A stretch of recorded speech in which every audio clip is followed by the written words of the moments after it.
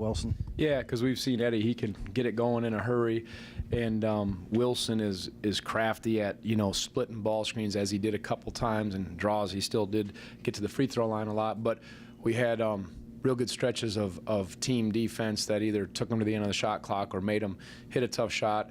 And we rebounded better. We talked about hitting and holding our blockouts because we had a little trouble against North Carolina. So that was good to see. And in Virginia Tech, with I believe it's Smith being out, I think that affected them. This is a couple games he's missed, and then I think it was the first game, 15. I don't know how to pronounce how to pronounce his name, but he was a little gimpy, and I think that affected Tech a little bit, and they were a little out of rhythm offensively. But I thought we took advantage of that and played fairly sound man-to-man defense.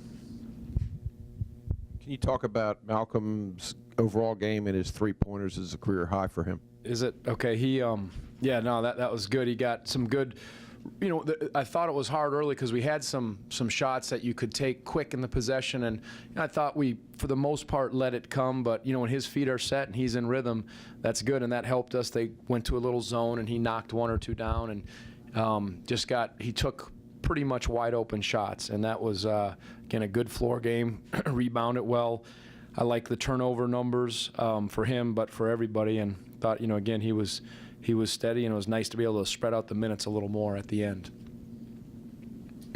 Tony, over here. 6 ACC routes. How surprised are you with the results so far? Yeah, I mean, I don't know if I wouldn't say routes, but our guys have played pretty solid basketball in those victories. It hasn't been perfect, but that's what we're going towards. And my challenge to them, or I said my plea to them, is don't give it back. You've worked hard to get to this, and just because you're playing, you've won a few, it shouldn't change how you approach it and how you play. And that's the message that I want them to keep understanding. We have to play this way. This is our way for us.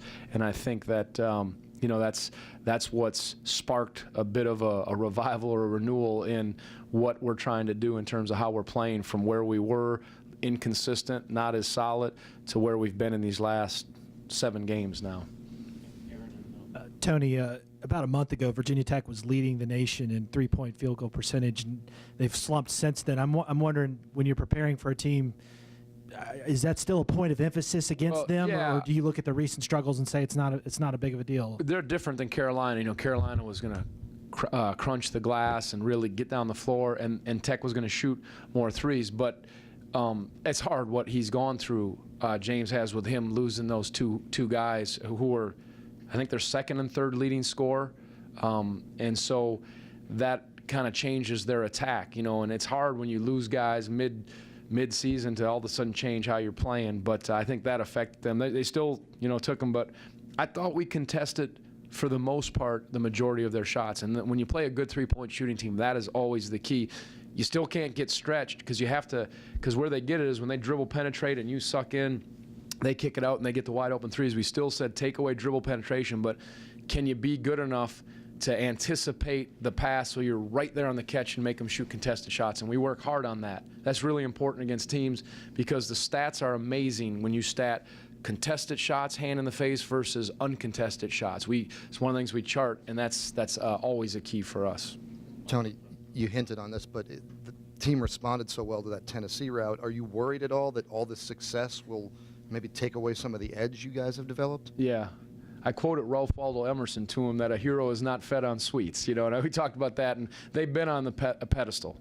They have, and they've seen the other side. They got knocked down after, everybody thought how good they were going to be to start the year, all the projections, and we weren't tough enough, sound enough, playing the kind of ball that gives us a chance. And as I said, that you had a tremendous opportunity. You worked hard to get to this spot. You just keep playing your ball and don't give it back. And I think that's where the maturity, the seniors on the team, the mindset of how we need to play, the quality, and that's why I was pretty intense with them in the timeouts, even though we were up 16 or 18, and we lost the lead a little bit because, again, if we're on to the quality side of things and not worried about outcomes, that's our key. But, we're going to play. We got a tough one. Got to get ready for Notre Dame on the road, and it seems like whenever the teams from the Big East play one of the charter members of the ACC, it seems like they're trying to make a statement. So we'll have to be ready and play in a tough venue. Tony, are these guys playing your system better than any team you've had here before? Yeah, I would say so here. Yeah, I think that they're again they're playing together. They're collective defensively. A lot of guys have some years in the system. They're sharing the ball offensively, and again, you look at the assist to turnover. So I think we realized after the Tennessee game, it's not my system, but just how we need to play together and what we're doing. And I think that's what's given us a chance to be competitive and successful. So I think they've grasped that. It's still, it's always every game. Just because you do it doesn't guarantee it. But I think they have, as I've mentioned before, the right formula for how we need to play to give ourselves the best chance. Ralph Waldo Emerson. Who did he play for? Ralph Waldo Emerson. Hey, we're at Virginia. Our guys understand that. 6-1 for the first time. Have you been advised when the last time this team was 6-1? No, I'm not. 82-83 Okay. Sampson years. What does that tell you?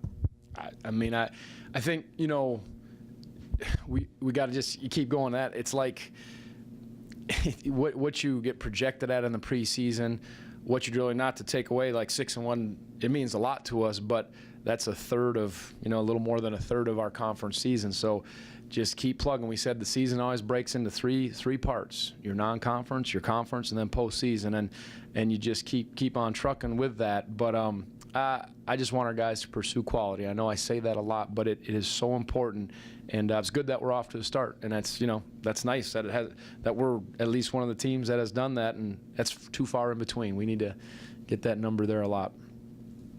You held serve in this little mini homestand, and you referenced the trip to South Bend. Notre Dame beat Duke there.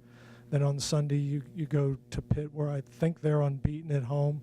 Just a curious week coming up, to say the least. Yeah, no, I think every time out is an opportunity. That's what the message I said to him before the game. I said, you got a really good opportunity in front of you. Let's try to seize it every time you step out on the floor, because you've worked hard to get to this spot. And again, you know how you need to play. It doesn't guarantee you're going to win every game, but you know what you need to do. Let's make the most of these opportunities. Got another wonderful opportunity in front of us at South Bend, and hopefully we'll be ready. We'll prepare well and know what we're going to see. Have respect for Coach and how they play and how they are at home, and obviously what they did to Duke. Yeah, Tony, what happened with the Tevin play there after he dunked it? I got to look at it. I think he caught a technical maybe for taunting. He yelled. I thought Tevin was yelling at the bench, but I don't know if he looked at him. I'm sure the ref saw it, but we're becoming a team that's getting teed up a lot, Whitey. I don't know here. So, yeah, that's right. Yes. I tried to dunk in the teachers versus students in high school game, and I missed it. So I had one attempt of a dunk when I was a senior in high school, but that was my one shot at it.